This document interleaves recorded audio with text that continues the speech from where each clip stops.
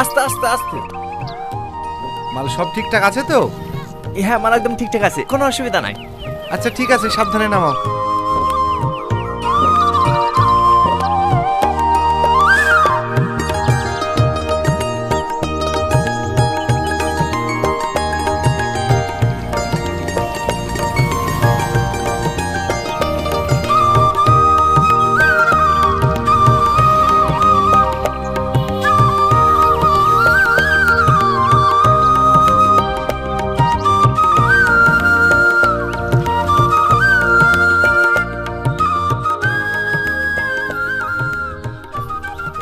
চাচা, আমাদের ভাড়াটা। তোমরা খাওয়া দাওয়া করে তারপরে যাবে? না চাচা, খাওয়া দাওয়া করবো না। হ্যাঁ, আমাদের বাড়ি অনেক দূর, লেট হয়ে যাবে। কোথায় বাড়ি তোমাদের? সন্ন্যাসী ডাঙ্গা। সে তো অনেক দূর। হ্যাঁ। আচ্ছা ঠিক আছে।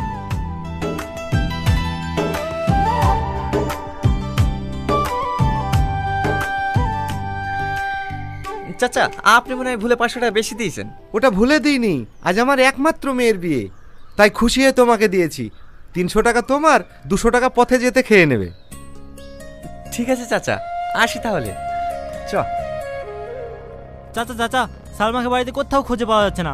ও মনে হয় অন্য কোনো ছেলের সাথে পালিয়ে গেছে। কি বলছিস তুই? হ্যাঁ, আমি ঠিকই বলছি। চ চ চ।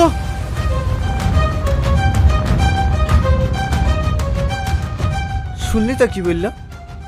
যে বাপ এত কষ্ট করে মেয়ের বিয়ে দিছে, লাখ লাখ টাকার জিনিস কিনছে, আজ দেখ সেই মেয়ে বাপের মুখে চুনকালি মাখিতে চলে গেল। হ্যাঁ রে, এসব মেয়ে থাকার থেকে না থাকা অনেক ভালো। এসব মেয়েগুলোকে না ভাতে বিষ দিয়ে মেয়ে দেওয়ার দরকার। তুই ঠিকই বলিস। চ।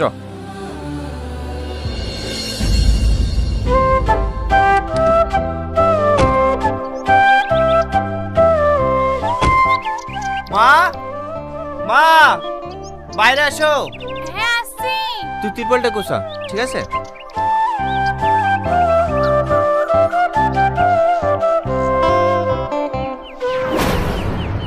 টনি, টনি, কি রে, কি হলো? গাড়িতে একটা মেয়ে।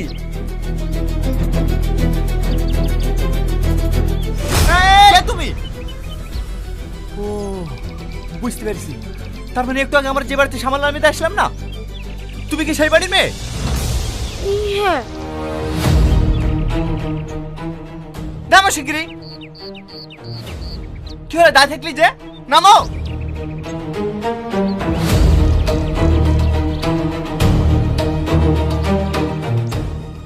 কি এটা? সামাল দিতে কিছু না।